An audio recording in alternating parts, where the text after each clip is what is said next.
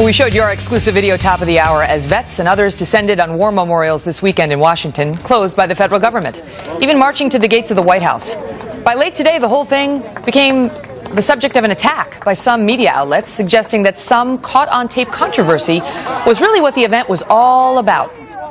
I mean, Ben, you have to be embarrassed looking at that video. You don't think that was members of your party? Aren't you a Republican? Those were Tea Party people. Did you see some of the people out there about it? Who initiated this protest? It was Tea Party Republicans. Come on, Ben, cut the crap. It's a misplaced emotion because the person in the White House, quite frankly, did not shut the government down. The Republican Party, Tea Party members, shut the government down. I think there's something deeply enraging to these folks that there is a black family in the White House right now. And so that was why they did that? I think it's a threat. Now, I think it's a pretty small group. They said this was going to be the Million Vet March, and there were only a couple hundred folks out there. But they have leaders like Sarah Palin and Ted Cruz that are indulging their worst impulses and their worst paranoid fantasies.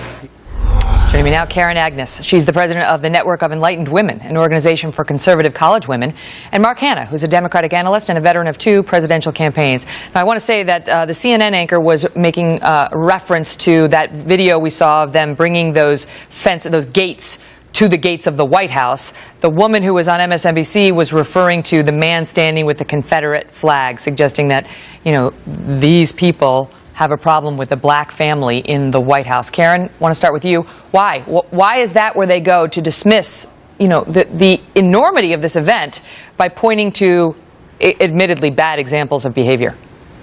The media seems to like to play this game of let's find the most controversial poster instead of actually talking about what we should be focused on, which is a real lack of leadership in the White House. The White House is who is playing games instead of governing. That's what the story should really be about. Mark, what do you make of it?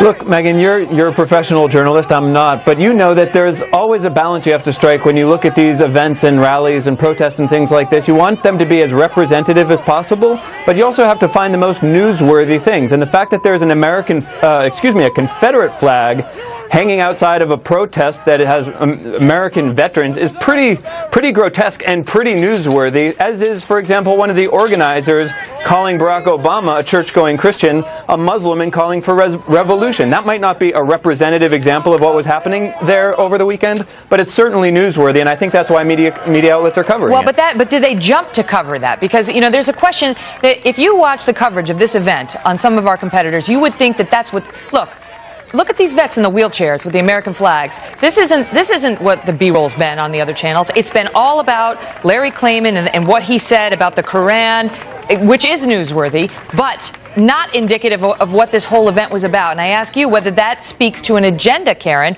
an agenda that means to marginalize the protests that these vets were trying to bring. Yes, it does, and unfortunately, we're not seeing fair coverage. While I'd agree that, you know, it's fair to cover the entire rally, we should be talking about it more fairly in terms of what the vets were really trying to do. I mean, this White House is playing games. Remember the sequester when they shut down the White House tours? They're trying to make this as painful as possible, and that's the real story here. You know, Mark, It speaks to me because you can always find examples of bad behavior. And the suggestion that, right, okay, that one man standing up and saying that, or that guy with the Confederate flag, that somehow is indicative of the Tea Party, because their detractors have been saying this about them from the beginning, trying to marginalize them as these kooks, as these racist kooks. You can always, and I put together this full screen just to make my point, okay? These are 4 well-known people who have taken it from the left, from progressives, okay? Clarence Thomas, dismissed as an Uncle Tom, repeatedly, dismissed by a PBS commentator saying she hopes he dies early like many black men.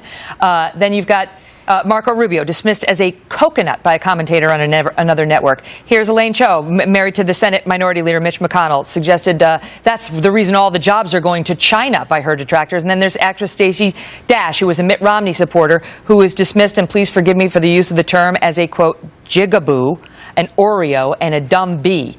By people online who didn't like her endorsement of Mitt Romney. Now, does that speak for the left any more than these examples speak for the Tea Party or the right? Well, I'll say that that name calling is the basis. It's not what the left does, and it doesn't speak for the left. But look, we're working in a political media environment where if every time one of your colleagues at Fox called somebody on the left a bad name, you know, your friend Sean Hannity and your friends Bill O'Reilly, they throw bad names and call names, my friends on the left names all the time, and it's offensive to some people and it's outrageous to some people. But kind of that's the a nature different of our, point. our media environment. What I'm asking about is the essence of this news event being ignored for a reason, because instead they like to seize on some controversy and try to turn this event into something that it was not. I'll answer that. Megan, is it a news event or is it an event? Is it an event that's orchestrated by a special interest group with a political agenda that had very low turnout? And while I believe that those veterans that appeared at the outside the White House in their wheelchairs were sincerely felt their opposition to the government and frustration toward the government, people who are following this know that the only reason the shutdown exists is because John Boehner won't bring this continuing resolution to a floor vote. But that's a matter of opinion. These guys here, they don't care about that. They care about getting in to see the memorial that was built in their honor. Don't tell me these guys. Don't tell me this guy right here and all the others like him showed up there with some crazy agenda, whether it was left wing or right wing. Didn't they just want to get to their memorials and be heard? Karen, I ask you. Yeah, let's remember, this is World War II veterans we're talking about. These are heroes. We should be doing things to help them. We should let them go see the memorial. The White House is just trying to make this as painful as possible, and it's ridiculous. You know, it wasn't the only example of extremist commentary in response to this event, as we saw a columnist for the Washington Post, Kathleen Parker, who describes herself as right of center. She's not left of center, according to her, who talks about Ted Cruz and calls him Ted Bin Laden. She says he's Ted Bin Laden, the guy who hands out suicide vests and then goes to lunch. I mean, let me get you to weigh in on this first, Karen, as somebody who describes herself as conservative and had a show on another network for a time. Ted Bin Laden about a U.S. senator? Kathleen Parker is going too far on this. Ted Cruz has done a good job of bringing a story that's been completely overshadowed by the shutdown down, which is healthcare, and what a debacle it is. We've had it on the books for over 3 years, and the website doesn't even work. We've spent hundreds of millions of dollars on it. The healthcare debacle is another huge story that we're just missing right now. Well, I mean, Ted Cruz and Sarah Palin also took a lot of incoming for being at this event. And you heard the guy at the top of our show say he wishes that he supports these vets. He wishes they hadn't been there because he thinks it was a distraction. But I don't know, Mark. I'll give you the last word on it. That was distasteful. That was distasteful. In the same though column that Kathleen Parker did, and she's one of these Maureen Dowds. It's a metaphor that she's using. She's basically saying that Ted Cruz is destroying the Republican Party. As somebody who's right of center, she's upset that he's making the Republican Party less popular than it was before the shutdown, and he's making Obamacare more popular by these tactics. So this is a suicide. Is there any other? No, that's it. It's just the Bin Laden comparison. That's it. I'm out. That's she was talking about. All right, guys, I got to run. Okay. Good to see you again, Mark. Megan. You too, Karen. Thanks, Megan.